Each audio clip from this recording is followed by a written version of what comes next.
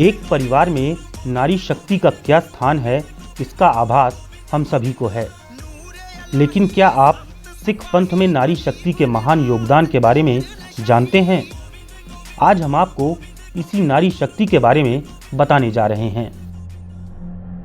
दरअसल माता गुजरी के बिना तो सिख पंथ की बात शुरू ही नहीं हो सकती है।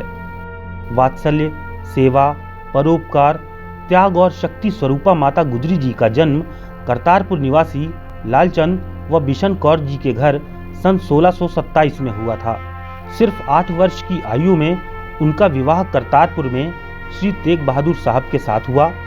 विवाह के बाद माता गुजरी ने अपने निर्मल हृदय से सभी का दिल जीत लिया। माता का हृदय कोमल होता है, लेकिन माता गुजरी स्वयं शक्ति का स्वरूप थी। विवाह के कुछ समय पश्चात ही माता गुजरी ने करतारपुर में मुगलों की सेना के साथ हुए युद्ध को अपनी आंखों से देखा। इसी युद्ध में उन्होंने गुरु तेग बहादुर जी को लड़ते देखा और बड़ी दिलेरी से उनकी हौसला अफजाई कर अपनी हिम्मत एवं धैर्य का परिचय दिया। पंजाब में गुरु तेग बहादुर जी का विरोध अपने ही कर रहे थे।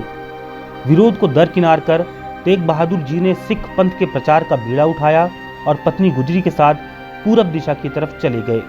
गुरु तेग बहादुर जी सिख पंथ का बीज रोपित कर जन जन को जागृत कर रहे थे। इस दौरान 1666 ईस्वी को माता गुजरी ने एक बालक को जन्म दिया।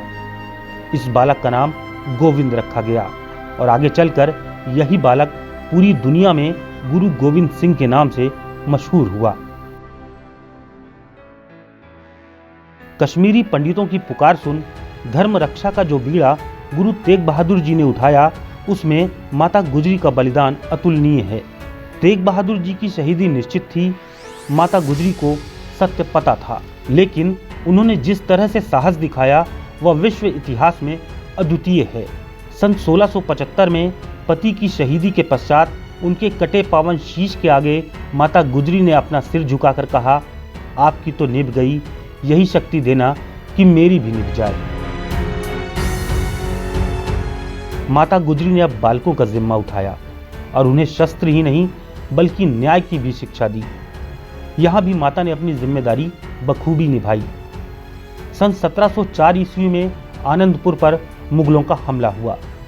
हमले के दौरान आनंदपुर छोड़ते समय सरसा नदी पार करते हुए गुरु गोविंद सिंह जी का पूरा परिवार बिछड़ गया। इसी दौरान मुगलों की सेना ने माता गुजरी, साहिबजादे जोरावर सिंह व फतेह सिंह को गिरफ्तार कर लिया। मुगलों ने माता गुजरी एवं दोनों साहिबजादों पर तरह तरह के जुल्म किए। कई दिन तक नवाब, काजी उन पर धर्म परिवर्तन का दबाव बनाते रहे। कई तरह के लालच दिए और धमकियां भी दी गईं, लेकिन माता के संस्कारों के आगे मुगलों की एक न चली। हर बार दोनों साहबजादे गरज कर जवाब देते रहे, हमारी लड़ाई अन्याय और अधर्म के खिलाफ है, हम प्राण दे देंगे लेकिन झुकेंगे नहीं।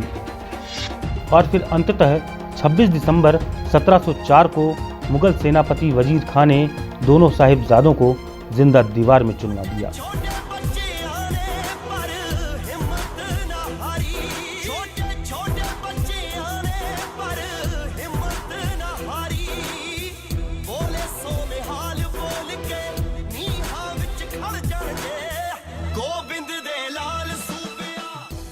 माता गुजरी के सामने ही दोनों साहिबजादों को शहीद कर दिया गया।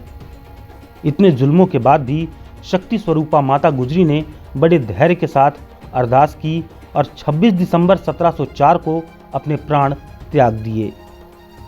आज भी माता गुजरी के इस साहस और समर्पण को पूरी दुनिया में याद किया जाता है।